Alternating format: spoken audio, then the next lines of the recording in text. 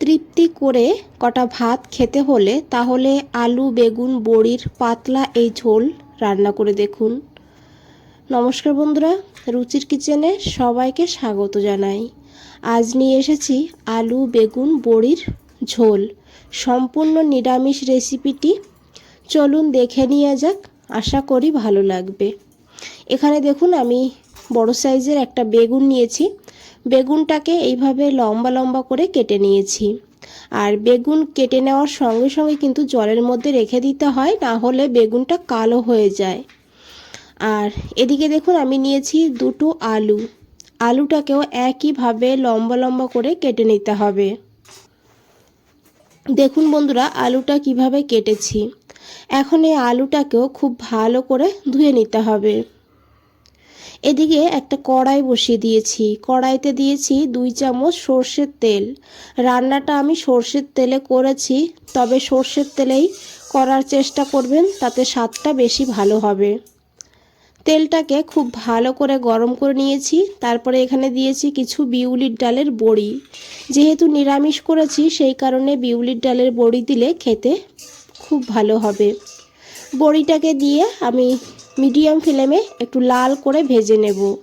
লো ফ্লেমে ভাজবেন না, তাহলে তেলটা টেনে নেবে বড়িতে।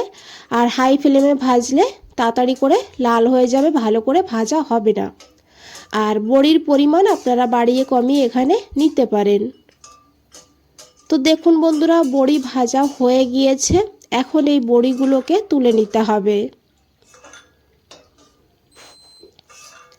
এই তেলের মধ্যেই আমি দিয়েছি অল্প করে লবণ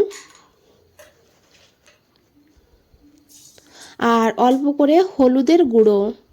গ্যাসের ফ্লেমটা লোতে রাখতে হবে, না হলে হলুদের গুঁড়োটা পুড়ে যেতে পারে। তারপরে এখানে বেগুনগুলো দিয়ে দিতে হবে। আর বেগুনটা দেওয়ার সঙ্গে সঙ্গে গ্যাসের ফ্লেমটা বাড়িয়ে দেবেন। মিডিয়ামে রেখে বেগুনটাকে লাল লাল করে ভেজে নিতে হবে। লো ফ্লেমে ভাজবেন না বা হাই ফ্লেমেও ভাজবেন না, মিডিয়াম ফ্লেমেই বেগুনটাকেও ভেজে নিতে হবে। তো দেখুন বন্ধুরা, এখানে বেগুন ভাজা হয়ে গিয়েছে। এখন বেগুনটাকে তুলে নিতে হবে। রান্নাটা ভীষণই সহজ আর সিম্পল, তবে খেতে কিন্তু খুব ভালো হয়। একবার হলেও এই পদ্ধতিতে রান্না করে দেখুন। এই কড়াইতে আমি আরও 2 চামচ তেল দিয়েছি। তেলটাকে খুব ভালো করে গরম করে নিতে হবে। তারপরে দিতে হবে হাফ চামচের একটু কম গোটা জিরা। আর যতটা জিরে নিয়েছি ততটাই এখানে আমি রাঁধুনি নিয়েছি। রাঁধুনিটা অবশ্যই দেবেন। নিরামিষ রান্নাতে একটু রাঁধুনি দিলে খুব সুন্দর কিন্তু ফ্লেভার হয়। দিয়েছি 2টো শুকনো লঙ্কা। এখন ফোড়নটাকে ভালো করে ভেজে নেব। সুন্দর একটা গন্ধ বেরিয়ে গেলে তখন এখানে দিতে হবে আলুগুলো। এখন আলুটাকে ভালো করে লাল করে ভেজে নেব।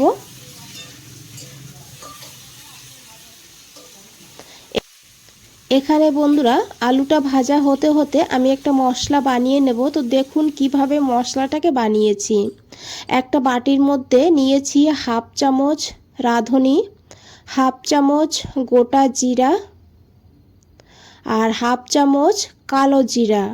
আমি কিন্তু সম পরিমাণে নিয়েছি। আর তার সঙ্গে এখানে 1 চামচ নিয়েছি হলুদ বা সাদা সর্ষে। আপনারা এই হলুদ সর্ষের পরিবর্তে কালো সর্ষেও নিতে পারেন, তবে সেক্ষেত্রে হাফ চামচ নিতে হবে। আর এর মধ্যে অল্প করে একটু লবণ দিয়েছি। আর এখন এটাকে একটা মিক্সার গ্রাইন্ডারের মধ্যে নিয়ে নেব। তো যেহেতু অল্প মশলা, তাই প্রথমে জল ছাড়া এইভাবে গুঁড়ো করে নিতে হবে। আপনারা চাইলে শিলেও বেটে নিতে পারেন। তো দেখুন বন্ধুরা, জল ছাড়া প্রথমে মশলাটাকে এইভাবে গুঁড়ো করে নিয়েছি। এইভাবে মশলাটাকে বেটে নিলে মশলাটা একদম মিহি করে বাটা হয়। এখন এখানে দিয়েছি ছোট ছোট 2 টুকরো আদা আর দিয়েছি কাঁচা লঙ্কা। আমি এখানে 3টে কাঁচা লঙ্কা নিয়েছি, তবে ঝাল আপনারা আপনাদের প্রয়োজন মতো নেবেন। দিয়েছি একটু জল, তারপরে মশলাটাকে একদম মিহি করে বেটে নিয়েছি। দেখুন বন্ধুরা এইভাবে। এদিকে দেখুন আলুটাও ভাজা হয়ে গিয়েছে। এইভাবে আলুটাকে ভেজে নিতে হবে। এখন এখানে দিতে হবে বেটে রাখা সেই মশলাটা, আর এর সঙ্গে আমি দিয়ে দিয়েছি হাফ চামচ হলুদের গুঁড়ো আর হাফ চামচ কাশ্মীরি লঙ্কার গুঁড়ো। এতে কিন্তু কালারটা ভালো হবে, ঝাল হবে না। আপনারা দিতে না চাইলে না দিয়েও রান্নাটা করতে পারেন। এখন খুব ভালো করে মিশিয়ে নেব।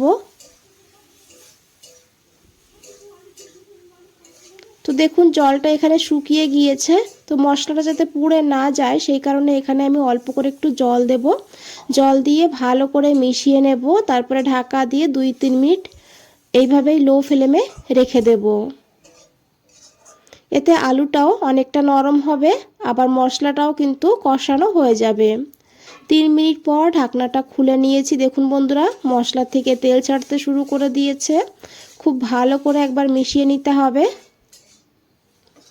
এখন এখানে দিয়ে দিতে হবে টমেটো। এখানে একটা মিডিয়াম সাইজের টমেটো এইভাবে ছোট ছোট করে কেটে নিয়েছি। দিয়েছি পরিমাণ মতন লবণ, তবে খেয়াল রাখবেন আমি মশলা বাটার সময় লবণ দিয়েছিলাম। এখন খুব ভালো করে আবারও কষিয়ে নেব যত সময় না টমেটো নরম হয়ে যাচ্ছে হালকা। বন্ধুরা, রেসিপিটা দেখে যদি ভালো লেগে থাকে তাহলে একটা লাইক করে দেবেন, চ্যানেলটাকে সাবস্ক্রাইব করে পাশে থাকবেন, কমেন্টসে জানাবেন কেমন লেগেছে। তো দেখুন খুব ভালো করে মিশিয়ে নিয়েছি, টমেটো কিন্তু নরম হয়ে গিয়েছে। এখন এখানে দিতে হবে পরিমাণ মতন গরম জল, তবে জলটা একটু বেশি করেই দিয়েছি কারণ ঝোল ঝোল হবে সেই কারণে। আর জলটাকে দিয়ে এখন খুব ভালো করে মিশিয়ে নিতে হবে। তারপরে এইভাবে ভালো করে একটু এই ঝোলটাকে ফুটিয়ে নিতে হবে। তো দেখুন বন্ধুরা, ঝোলটা এখানে ফুটতে শুরু করে দিয়েছে। এখানে প্রায় আমি 2 মিনিট মতন এইভাবেই ঝোলটাকে ফুটিয়ে নিয়েছি। আর এখন এখানে দিয়ে দিতে হবে ভেজে রাখা বেগুন। এইভাবে একবার হলেও বন্ধুরা রান্না করে দেখুন, খেতে ভীষণ ভালো হয়। ভাতের সঙ্গে আর কিছুই লাগবে না এই রেসিপিটা থাকলে। এখন এখানে দিয়েছি ভেজে রাখা বড়ি, তবে সবগুলো কিন্তু আমি একবারে দেব না। এখন কিছুটা বড়ি দিয়েছি, আবার একটু পরে পুরোটা বড়ি দিয়ে দেব। তো ঢাকা দিয়ে আমি প্রায় 3-4 মিনিট রান্না করে নিয়েছি মিডিয়াম ফ্লেমে। প্রায় এখানে 5 মিনিট হয়ে গিয়েছে, ঢাকনাটা খুলে নিয়েছি। এখন একবার খুব ভালো করে মিশিয়ে নেব। এখানে বন্ধুরা খুব ভালোভাবে আলু সিদ্ধ হয়ে গিয়েছে, আর ঝোলটা দেখছেন এইভাবে একটু ঝোল ঝোল রাখতে হবে। আর এখানে বাকি বড়িগুলো দিয়ে দিয়েছি। আর এখন এখানে আমি দিয়েছি কয়েক দানা চিনি, তবে আপনারা যদি চিনি দিতে না চান স্কিপ করতে পারেন। চিনিটাকে দিয়ে খুব ভালো করে মিশিয়ে আরও 2 মিনিট রান্না করে গ্যাসটা বন্ধ করে 5 মিনিটের জন্য স্ট্যান্ডিং টাইমে রেখে দেব। 5 মিনিট পর ফিরে এসেছি বন্ধুরা। আশা করি দেখে বুঝতেই পেরেছেন কতটা লোভনীয় লাগছে দেখতে, খেতেও কিন্তু অসাধারণ হয়। একবার হলেও এই পদ্ধতিতে রান্না করে দেখুন।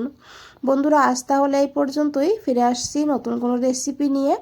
ভালো থাকবেন, সুস্থ থাকবেন, সবাইকে অনেক অনেক ধন্যবাদ এত সময় ধৈর্য ধরে রেসিপিটা দেখার জন্য।